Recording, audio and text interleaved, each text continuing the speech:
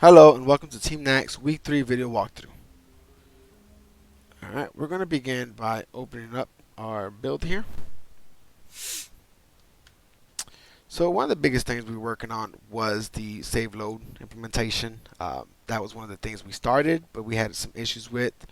Um, but we were able to kind of, I wouldn't say perfect, but it works. So every time the player runs through a checkpoint, the information is passed on to the player.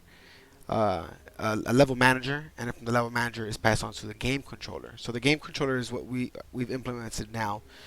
Uh, it serves as a load save function or feature. It takes the information being passed through. It, the game controller creates a file, a binary file, and what it does is if there's one already in there, it kind of overwrites the existing one. But if there isn't, then it creates a brand new one. It opens up the file, takes the information, converts it to binary, tosses it into the file, and then closes up the file. And then every time the player dies, the information is reloaded back into the player. Here's another change as well. This was originally our level 7 level, but we moved it to be our very first level because we felt it served more like a tutorial level more than anything else. Another thing that we did was we increased the amount of health that the enemies have. And we'll explain that more here in a second. But we felt like each time the player shot the enemy, they got points. And we wanted the player to try to get more points with each pass through level. So let's go ahead and just kind of kill these enemies here.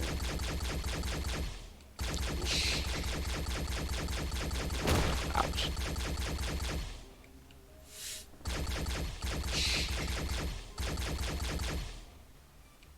There's one more up there somewhere. Nope. That's it. Alright. And so another thing that we kind of brought back and went back and corrected was our star rating system. And we tied our score into it. So now upon reaching a certain amount of score, the player is given a star.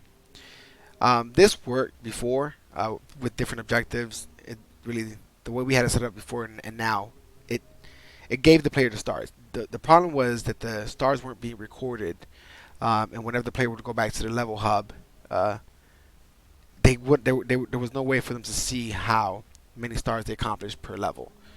So before, whenever you would hit the left mouse click here, you would transition to the next level. Now we have it to where you go back to the main level select, but we've also got it to where it'll display the amount of stars the player has accomplished. So we'll kind of just see if we can't get less than the required, so we can see that if we got 2, then that's all we would get.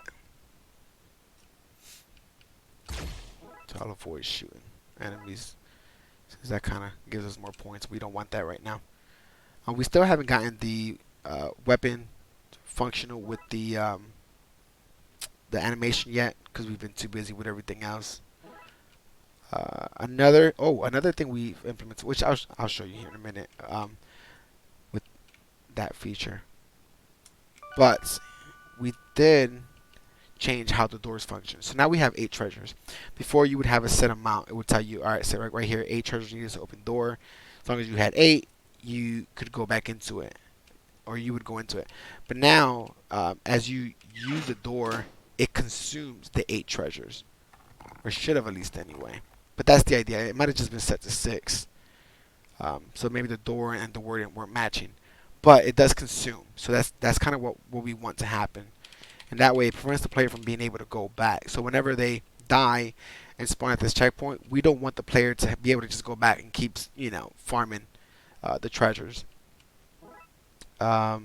Here, so we have the boulder that comes down and chases the player. So one new feature that we added was a dash, which allows the player to run. As you see, the stamina bar depleted. Once it hits 0, it switches to red, meaning the player can't no longer use it while it's replenishing. But once it hits 20%, it reverts back to green, and we can use it again as long as it's green. So we'll kind of skip over this.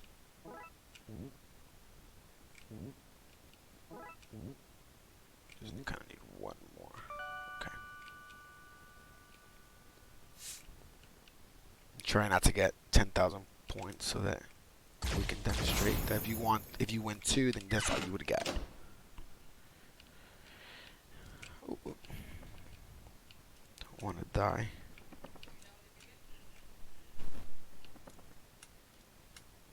So we've got 2 stars here. We weren't able to acquire or reach 10,000, and only 2 is illustrated there.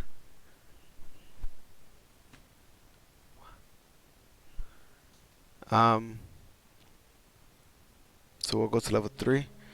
So we'll show. All right. So now, as soon as the player enters a level, the game's automatically saved. So we'll show that. If we go back to the main menu and hit continue. Oh, well, I guess we didn't hit the trigger, but it did spawn us at the last known saved position. So we'll just, because that was kind of like a faulty thing there. We'll kind of go back to level 3. Kind of hit that trigger there. Not sure this level has a trigger there, which it should. Let's kind of go back and see. Yeah, so there is a trigger here. So now it spawns us at the last saved level. Because we started it with everything blank, no score, we hadn't used our plasma level yet. That's exactly the values that was loaded back into it. Because it's the build, we can't really illustrate it. But one of the things we also did was we went ahead and tied all the audio, so the music and the sound effects, to our controls here at the main menu. So if you adjust it, it'll adjust everything that was tied into the mixer for every other level.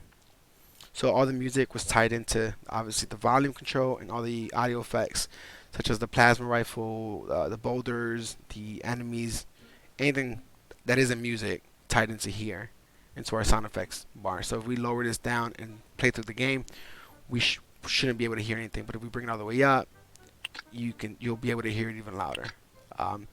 So this was also tied into the save feature as well. So if we save it here and back out of the game, come back in, it should be back to where it's at. And that was pretty much it. We had some bugs that we did overcome throughout. But as far as features implementation, it's kind of we worked on what we already had and try to perfect it.